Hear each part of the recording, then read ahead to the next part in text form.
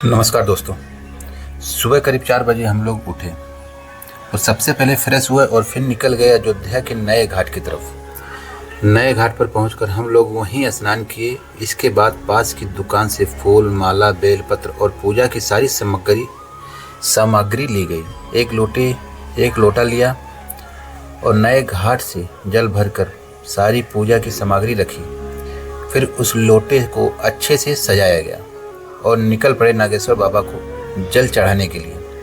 रास्ते में आगे बढ़े तो भक्त की काफ़ी भीड़ देखने को मिली। हर तरफ भोले बाबा के भक्त, एक ही भक्त नजर आ रहे थे।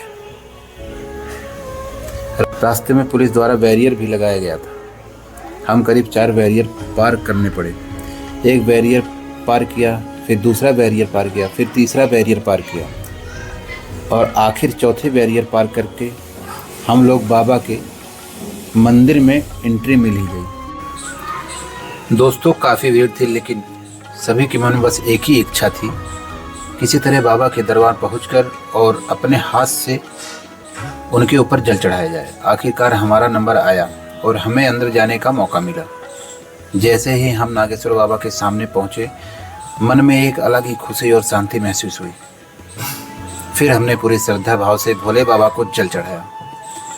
उस पल की खुशी सच में शब्दों में बता नहीं सकता। जल चढ़ाने के बाद हम लोग पीछे वाले रास्ते से बाहर निकल गए, लेकिन यहाँ एक दिक्कत आ गई। हमें इतने पीछे वाले रास्ते से बाहर निकाला गया कि जहाँ से हमने जल उठाया था वहाँ पहुँचने के लिए करीब हमें 1 से 1.5 किलोमीटर पैदल चलना पड़ा। थकान तो थी, लेकिन मन में एक संतोष था कि बाबा को जल चढ़ाने की हमारी इच्छा पूरी हो गई थी। सच कहूँ तो इतनी भीड़ में इतना रास्ता और इतनी मेहनत, सब कुछ एक पल में सामने छोटा लगने लगा। भोले बाबा का आशीर्वाद बना रहे। हर हर महादेव, बोल बम। तो दोस्तों, जल चढ़ाने के बाद हम लोग रास्ते में ही रिक्शा पकड़कर हनुमानगढ़ी के लिए निकल पड़े।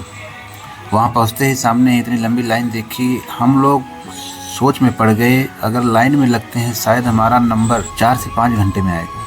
हम लोग निराश होकर वापस निकल रहे थे। तभी रास्ते में हमें एक पंडित जी मिले। तो दोस्तों, जिस दर्शन के लिए हमें 4-5 घंटे इंतजार करना पड़ता, वही दर्शन हमें 1 मिनट के अंदर में हो गया। ये भी भगवान की बहुत बड़ी कृपा है। तो दोस्तों, हनुमानगढ़ी के दर्शन करने के बाद हम लोग पैदल ही राम जन्मभूमि की तरफ निकल पड़े। रात भर की यात्रा के बाद हम सुबह 5:30 के आसपास राम जन्मभूमि पहुँच गए। उस समय हल्का अंधेरा और मंदिर के गेट खुलने में थोड़ा समय बाकी था। हम लोग भी बाकी श्रद्धालुओं के साथ लाइन में लग गए। धीरे धीरे सुबह होने लगी और श्रद्धालुओं की संख्या भी बढ़ने लगी।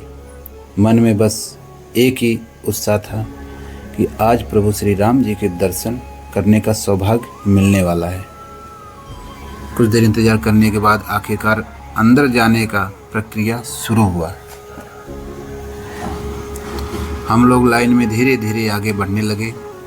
आगे स्टील की रेलिंग और बैरिकेड वाली कतार बनी हुई थी और उसी के बीच में हम लोग आगे बढ़ते जा रहे थे। एक एक करके सभी श्रद्धालु आगे बढ़ रहे थे और हम भी उसी लाइन में प्रभु के दर्शन के लिए आगे बढ़ते रहे। जैसे जैसे मंदिर के करीब पहुँचे, मन में उत्साह और भी बढ़ती रही। फिर एक जगह पहुंचकर हम लोगों ने अपना मोबाइल, बैग, बाकी सामान निर्धारित स्थान पर जमा किया। इसके बाद हम लोग पूरी तरह दर्शन के लिए आगे बढ़े। अब हमारे पास कोई मोबाइल नहीं, कोई दूसरी चीज़ नहीं थी, बस मन में प्रभु श्री राम का नाम था। और फिर वो पल आया जिसका हमें बेसब्री से इंतजार था।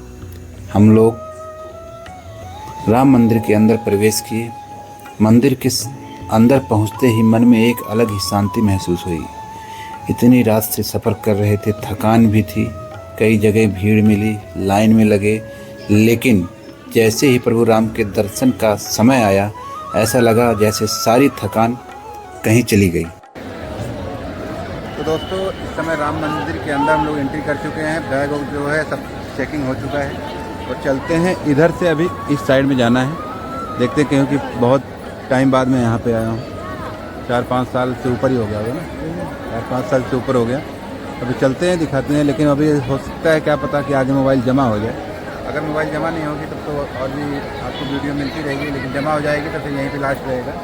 चलिए देखते हैं, जैसा होगा बताता हूँ मैं आपको। दोस्तों, हमारी इस पूरी यात्रा में हमने बहुत सारे पवित्र स्थानों के दर्शन किए।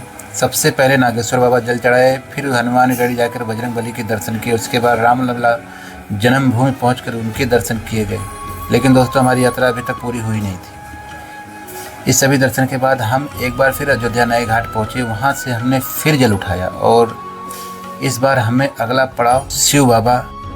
आखिरकार हम लोग शिव बाबा के पास पहुँच गए। वहाँ पहुँचकर हमने श्रद्धा भाव से भोले बाबा को जल चढ़ाया। उस समय मन में यही प्रार्थना थी कि बाबा, जिस तरह आप हमारी पूरी यात्रा सफल कराई, उस तरह हमेशा आशीर्वाद हम सब पर बनाए रखें।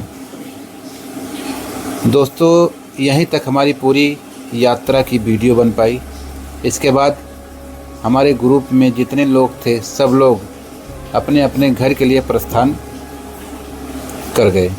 रात में शुरू हुई हमारी यात्रा। सुबह के दर्शन, भीड़, लंबी लाइन, पैदल चलना और फिर भगवान के दर्शन। सच में दोस्तों, थकान तो बहुत हुई, लेकिन मन में जो शांति मिली वो सबसे बड़ी बात थी। इस यात्रा में नागेश्वर बाबा आशीर्वाद मिला, हनुमानगढ़ी बजरंग बली का आशीर्वाद मिला, श्री राम जी का आशीर्वाद मिला और आखिर में शिव बाबा को जल चढ़ाकर अपनी यात्रा पूरी की। अगर आपको हमारी पूरी यात्रा अच्छी लगी तो इस वीडियो को लाइक, शेयर, सब्सक्राइब जरूर करिएगा। दोस्तों, कमेंट में एक बार हर हर महादेव जरूर लिखिएगा। मिलते हैं दोस्तों अगली यात्रा में एक नए जगह और नई कहानी के साथ। जय श्री राम, जय बजरंग बली, हर हर महादेव।